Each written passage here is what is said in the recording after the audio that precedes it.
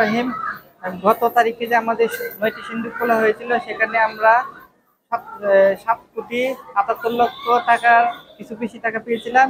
এবার আমাদের 9টি সিন্দুক খোলা হয়েছে, এখানে 28 বস্তা টাকা পাওয়া গিয়েছে। আমরা এবার আশা করতেছি গতবার যেটি একটু বেশি হবে। এখনো গণনার কাজ চলতেছে। টোটালি গণনা হওয়ার পর আমরা আসলে বলতে পারবো কত টাকা পাবো। বলবো 17 আগস্ট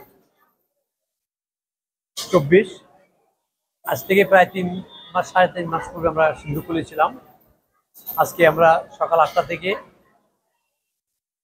আমাদের পাগলা মসজিদ, ঐতিহাসিক পাগলা মসজিদ ও ইসলামিক কমপ্লেক্সে সিন্ধুক খোলা কমিটির আহ্বায়ক অতিরিক্ত জেলা ম্যাজিস্ট্রেটের পরিচালনায় এখানে সেনা কর্মকর্তা ব্রিগেডিয়ার মহোদয়, জেনারেল মহোদয়, লেফটেন্যান্ট কর্নেল রিয়াজ মহোদয়ের নেতৃত্বে, জেলা প্রশাসক ও পুলিশ সুপারের নেতৃত্বে আমরা আমাদের মাদ্রাসা এবং জামিয়া মিলিয়া দিয়ে মিলে 245 জন ছাত্র, 37 জন স্টাফ, 9 জন সশস্ত্র আনসার, 20 জন সশস্ত্র সেনাবাহিনীর লোক ও 20 জন পুলিশ গোয়েন্দা সহ আমরা ব্যাংকের 70 জন কর্মকর্তা কর্মচারী সহ সকাল 8টায় 9টি সিন্ধুক খুলি।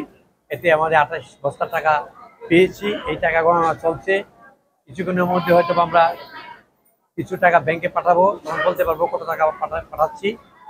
এবং এইভাবেই আমাদের কাজটা সুন্দরভাবে চলছে। আশা করি এবার আমাদের লোক বেশি থাকায় অথবা সন্ধ্যার পূর্বে আমরা টাকা গণনার কাজ শেষ করতে পারবো। ধন্যবাদ। ওকে।